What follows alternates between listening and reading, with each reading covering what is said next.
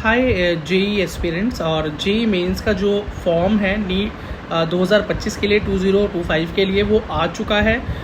तो बहुत से बच्चे अपनी फॉर्म फिलिंग कर चुके हैं और कुछ फॉर्म फिलिंग के लिए जा रहे हैं। तो आपकी जो भी कैटेगरी है, स्पेशली अगर आप पीडब्ल्यूडी से हैं, नॉर्मल हैं, ईडब्ल्यूएस हैं, एससी एसटी हैं, आप सबके लिए ये वीडियो बहुत ज़्यादा इंपॉर्टेंट है क्योंकि मैं स्टेप बाय स्टेप सारे स्टेप्स आपको बताने वाला हूँ कि आपको अपने फॉर्म फिलिंग कैसे करनी है और कौन सी गलतियाँ हैं जो आपको फॉर्म फिलिंग के दौरान नहीं करनी है। नहीं तो आपको बाद में जाके या तो आपका एडमिशन भी कैंसिल हो सकता है या हो सकता है कि आपको आगे जाके बहुत प्रॉब्लम्स फेस करनी पड़े। तो बहुत इन्फॉर्मेटिव वीडियो है, इस वीडियो को प्लीज़ एंड तक ज़रूर देख लें और वीडियो को लाइक और चैनल को सब्सक्राइब कर दें। और जो भी मैं इन्फॉर्मेशन आपको दे रहा हूँ वो इन्फॉर्मेशन रिटर्न फॉर्म में आपको हमारे टेलीग्राम चैनल, इंस्टाग्राम चैनल और व्हाट्सएप पर मिल जाएगी। लिंक इस वीडियो के डिस्क्रिप्शन है। मेरा नाम विकी सिंह और एसवीपी इंस्टीट्यूट में आपका स्वागत है। अब सारी चीज़ों को ध्यान से देखें, सारी चीज़ें रिटर्न फॉर्म में आपको मिली जाएंगी फ्री ऑफ कॉस्ट। लिखना है तो पेन पेपर लेकर लिख ज़रूर लें। अभी आप पीछे मेरे कोई बैकग्राउंड स्क्रीन नहीं है तो वहाँ पर मैं नहीं दिखाऊंगा, लेकिन अब सुन लोगे इंस्ट्रक्शन, यही आपके लिए काफ़ी है, बाकी आप समझदार हो। चलो सबसे पहले तो बात करें कि जो भी आप फॉर्म भरने जा रहे हो तो मेन वेबसाइट जो है वो है www.jeemain या jeemain.nta.nic.in। ये वेबसाइट है ऑफिशियल।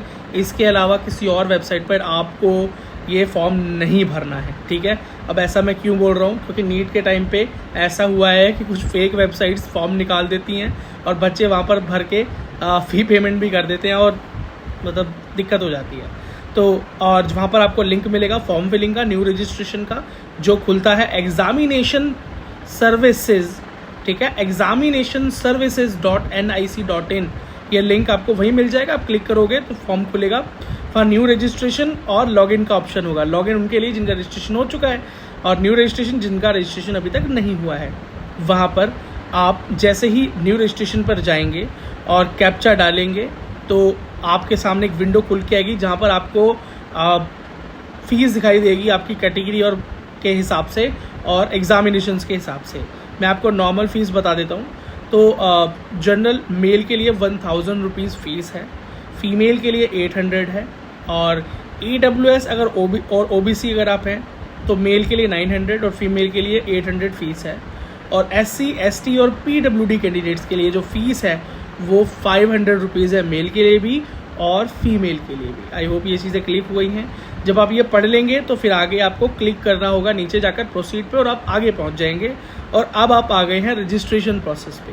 तो रजिस्ट्रेशन प्रोसेस पे आपको अपना नाम लिखना है, अपने फादर का नाम लिखना है, मदर का नाम गलत मत लिखना।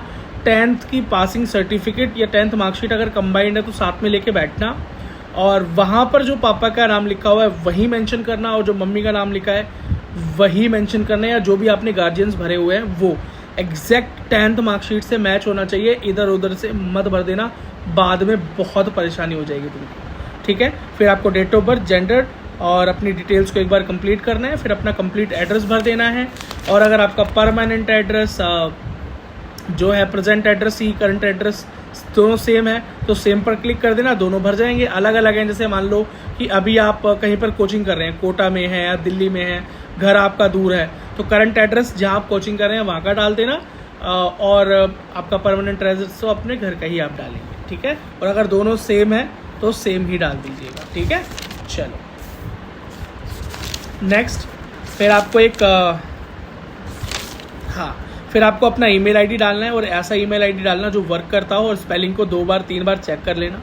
फिर उसके बाद मोबाइल नंबर डालना और अल्टरनेटिव मोबाइल नंबर भी डाल देना जो चलता हो और घर का ही हो, एमरजेंसी केसेस में काम आ जाता है, ठीक है।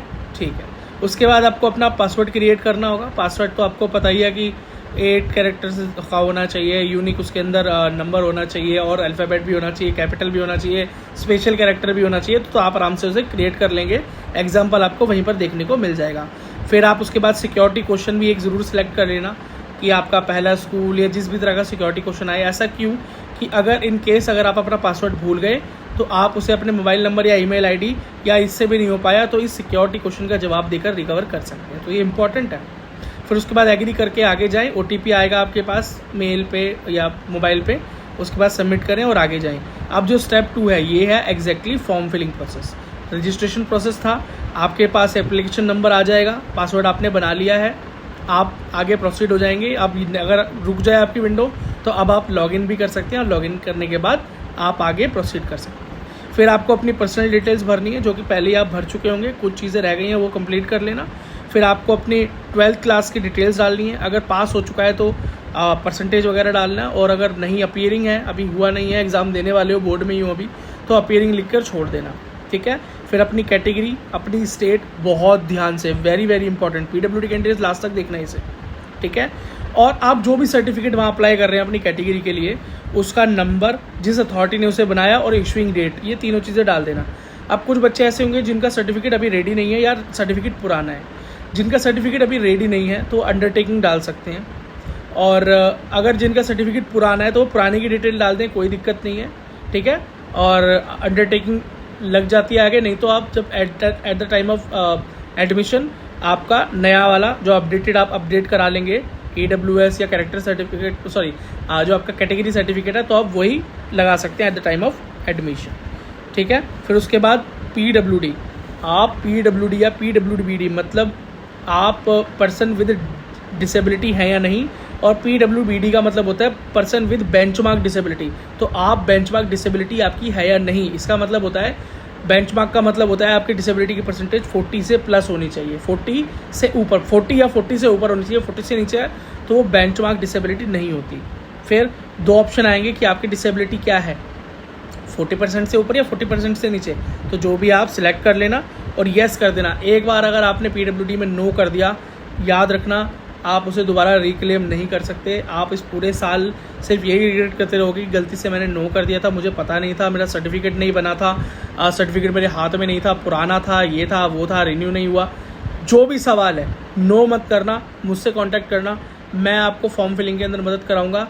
अगर आपका सर्टिफिकेट आपके हाथ में नहीं है, पुराना है या रिन्यू नहीं हुआ है, उन सारे केसेस में, लेकिन अगर आप एक डिसेबल पर्सन है तो आपको ये फॉर्म येस करके ही भरना है। अभी 1 महीने का 22 तारीख तक का टाइम है, मुझसे कांटेक्ट कर लेना। मेरी कांटेक्ट डिटेल्स वीडियो के डिस्क्रिप्शन में है, ठीक है। मेरा मेल ID भी है यहाँ पर SCP इंस्टीट्यूट का, और इंस्टाग्राम भी है, मेरा भी इंस्टाग्राम है, तो वहाँ पर आप DM कर सकते हो मुझे और सीधा मुझसे बात कर सकते हो, ठीक है। मैं आपको हेल्प आउट करा दूंगा कैसे करना है, पर नो मत करना। नो कर दिया तो अगर आपके पास फिर सर्टिफिकेट हाथ में आ भी गया तो आप PWD कोटा को क्लेम नहीं कर सकते, ठीक है।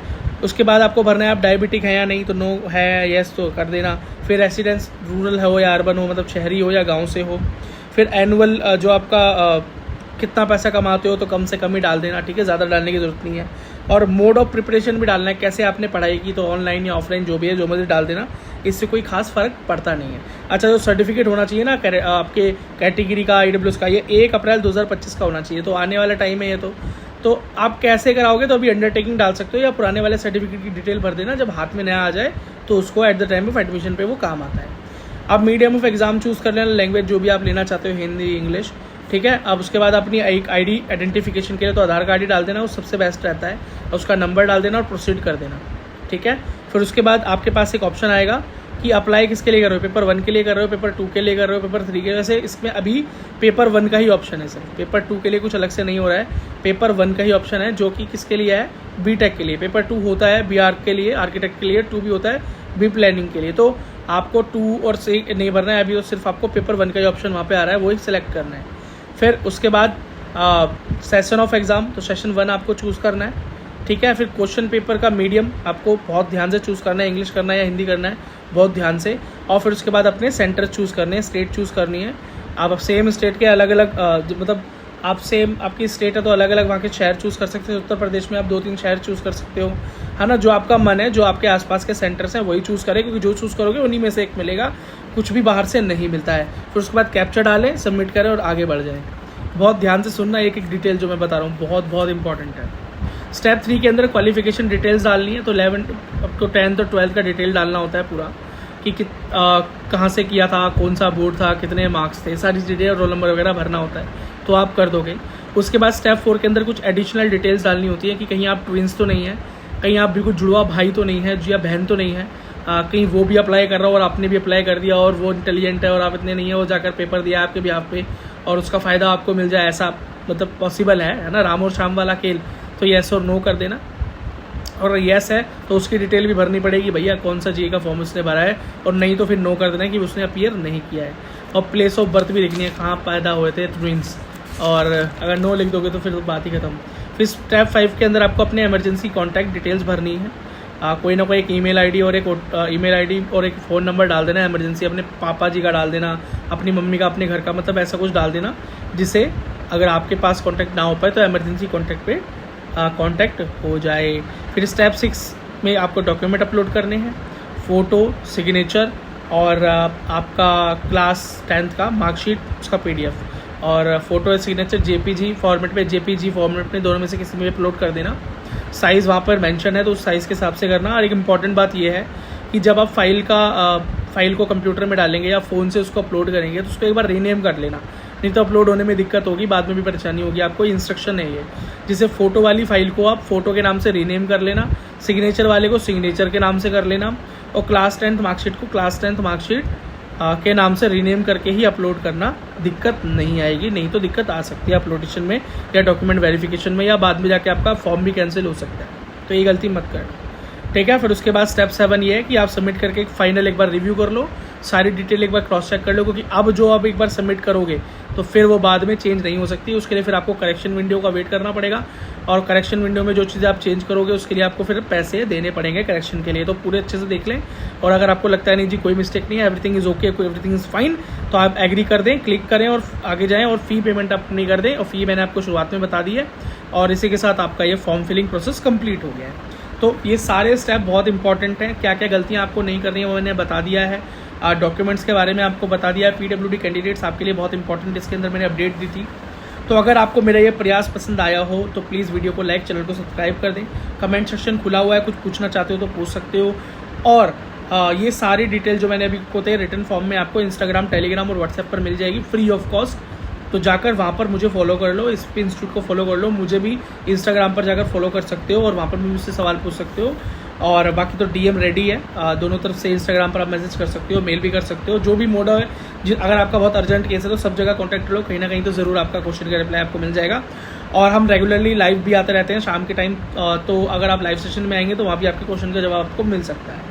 तो उसके लिए तो नोटिफिकेशन आप तक आना ज़रूरी है, और जब तक सब्सक्राइब बटन पे क्लिक नहीं करोगे तब तक नोटिफिकेशन आएगा कहाँ से, तो कर लो। और आप चाहो तो SPP इंस्टीट्यूट का, आपको लगता है अगर SPP इंस्टीट्यूट कुछ अच्छा काम कर रहे हैं तो आप SPP इंस्टीट्यूट को हेल्प कर सकते हो, सपोर्ट कर सकते हो by giving super thanks and super chat, और आप एज ए मेंबर भी ज्वाइन हो सकते हो टू सपोर्ट SPP इंस्टीट्यूट। और मेंबर होने के अपने बहुत फ़ायदे हैं, जैसे कि आपके कमेंट का अर्ली रिप्लाई, आपके कमेंट का हाईलाइट होकर आगे दिखना, आपके सामने एक बैच का लग जाना, members only video, members only live sessions होना, और ईमेल के रिप्लाई भी आपके लिए प्रायोरिटी बेसिस पे होना, आपकी क्वेरी को प्रायोरिटी बेसिस पे सॉल्व करना। मेंबरशिप के और भी बहुत फ़ायदे हैं, उनमें से कुछ फ़ायदे मैंने आपको बताए हैं। So thank you so very much for watching the video till the end. मिलता हूँ आपसे।